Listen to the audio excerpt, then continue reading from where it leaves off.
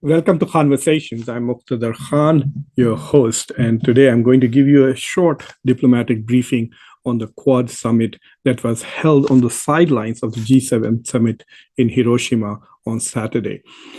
Uh, the Quad summit was originally scheduled for Australia, but because President Biden has to return back to the United States to deal with threats from the GOP to essentially prevent the increasing of debt ceiling for running the US government. And so it's quite possible that the United States government may the chances are very little, but it's quite possible the U.S. government may default, and so it could create a huge problem for Joe Biden. So he essentially canceled his trip to Australia and is coming back to the US directly to negotiate the debt ceiling. But they still managed to have a Quad meeting in Hiroshima because all the leaders of the four countries that constitute the Quad, US, Japan, Australia, and India, were in Hiroshima at that moment. So before I point out to some of the key takeaways from this meeting, I would like you all to subscribe to Conversations. If you have not already done so, make sure you like this video. Ring the bell icon so that you get notifications of all the new videos that I post, and do share it with your friends and social network. The fact that in the G7 meeting, which is so critical for rich Western democracies, time was allocated so these leaders could actually meet, sends the message that the Quad, which is in the eyes of Japan, Australia, and India, a security and strategic partnership designed essentially to contain China and its growing influence and power in Southeast Asia. But for India, it's much more than that. India does not want to see it as a security partnership, but India wants to see it as a partnership in development and in everything else, including security. So the fact that these leaders took time out from the G7 agenda to meet clearly sends a signal that the Quad is important and the Indo-Pacific strategy is critical to global geopolitics and is very important to each one of those four countries. So during that meeting, it was very interesting. The leaders essentially reiterated the purpose of Quad, which is to ensure that there is no intimidation and coercion in the Indo-Pacific region.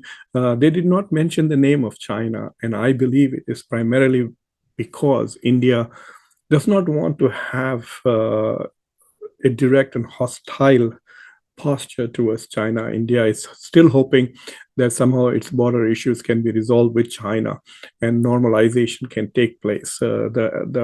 The only aggressive statement that India makes with regards to China is to say that the relationships are not normal because China is essentially misbehaving on border issue, referring to the Galwan episode in 2020 and the Arunachal Pradesh episode subsequently in 2022.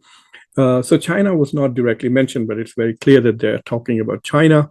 And so this partnership is coming together to ensure that the Indo-Pacific region remains free for trade and that nations that are part of the Indo-Pacific region are not intimidated by China. But in this particular meeting, they pointed out to new initiatives and said that the Quad is committed to supporting the region's development, its stability, its prosperity, and they want the people of the Indo-Pacific to benefit not just in terms of security, but also in terms of climate, health. And so the four countries are going to work together to essentially build an infrastructure for peace and prosperity in the Indo-Pacific region. So they have all kinds of initiatives, and one of the initiatives is to create scholarships. So government people in these countries can travel and learn the best practices from each other. And what is also interesting is that one of the initiatives that I would really like to talk about is the role of my alma mater, the Georgetown University in Washington, D.C., where I got my PhD. The Law Center at Georgetown University is going to play a role to develop a 3-week executive certificate program for government attorneys from the Quad, and even the Indo-Pacific countries who will be able to participate there. So to me, that was a personal, well, it made me happy. So that is an important part. So the Quad is moving forward. The internal dynamics are very interesting. All the three countries, that is Australia, Japan, and the United States, would like to see it as a security arrangement essentially designed to push back against China's aggressive military posture in the region. India has been very reluctant. India wants to be part of the Quad, wants to benefit with good relations with these three countries, would also like to see investments and other partnerships grow with this country, but India does not want the Quad to be a strategic partnership with focus primarily on military issues, even though a lot of military-related benefits are accruing out of this partnership. China calls this as the Asian NATO or Southeast Asian NATO, and clearly sees the Quad as a strategic threat to its development, as it likes to call it. So in that sense, the Quad is developing and it is moving forward at a slower pace, with India essentially dragging it away from what the other three countries are seeking to do that. In my recent discussions with Ambassador Ketan Shukla, you can see that that discussion is in Hindi. But one of the things that he tried to point out with regard to Quad is that perhaps with the end of the Russia-Ukraine war, if it becomes apparent that Russia is more or less a vassal state of China, and that we enter an arena of essentially competition between China and the US, and perhaps India will be more amenable to a stronger Quad with clearly more strategic and military-related components. But until that time, there is hope that India and China can patch up.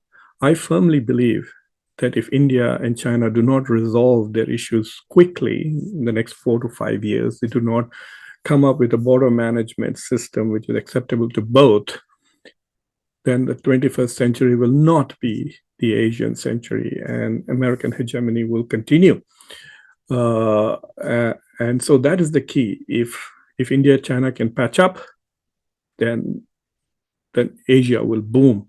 But if India and China cannot patch up, then India will probably become far closely aligned with the West, perhaps also lose some of its strategic autonomy that it values so much. And we will see an era of much greater conflict, like the Cold War, between those countries that are aligned with the US and China, Russia, and those who are willing to align with them. So I hope you found this really brief diplomatic briefing on the Quad meeting in Hiroshima useful, and it gave you some ideas, and you find it thought-provoking. So if you do, please share this video with your friends and your network. If you have not already subscribed to Khanversations, please do that, and remember to ring the bell icon. Until next time, this is Muqtedar Khan, your host.